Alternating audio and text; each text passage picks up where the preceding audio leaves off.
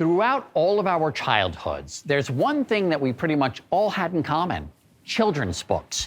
Maybe as a toddler, there was a wrinkle in time when you dreamed of a very hungry caterpillar who was crawling around Charlotte's Web while eating green eggs and ham. So before we say goodnight moon, you watch this story while I huff and puff and blow this thing down. Like so many pieces of history, children's books just feel like they've always been around. But even the stories that dance off those pages had to have an opening chapter. If we think about children's books in the English canon, we start to think about them in the 1700s in Britain. John Newbery, who the Newbery Medal is named after, starts publishing some of the early best-known children's books.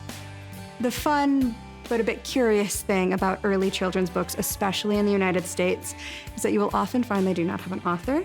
They will just have their publisher listed. Sarah Andrus is the librarian at the Henry Ford, and we tucked into one of those little library tables to talk about how children's books were born. Originally, what was the purpose? To entertain, to teach? Oh, we are not really trying to entertain children at this early point in time. It's really important that children grow up with a strong moral fiber. They know to obey their parents. They know to be good, hardworking citizens. Children are not there to be humored.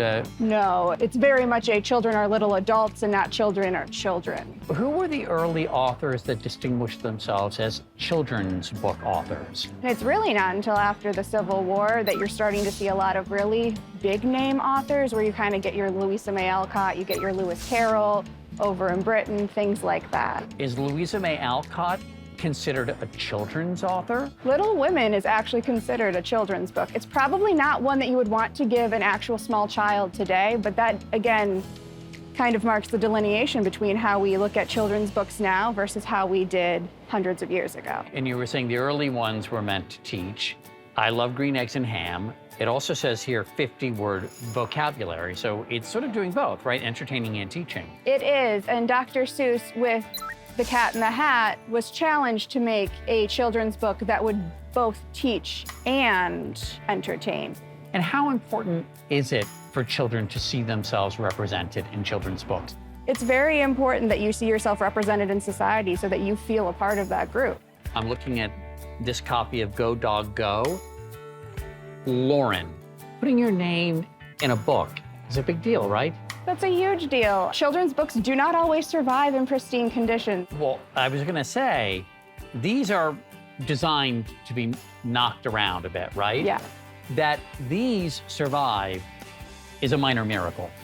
That these survived, and these are actually collection items, is very impressive, and they would be kind of treasured artifacts for their family. The child to whom that was given was a future curator, because clearly they took great care with them. They were a future curator, or they were not very interested in fables.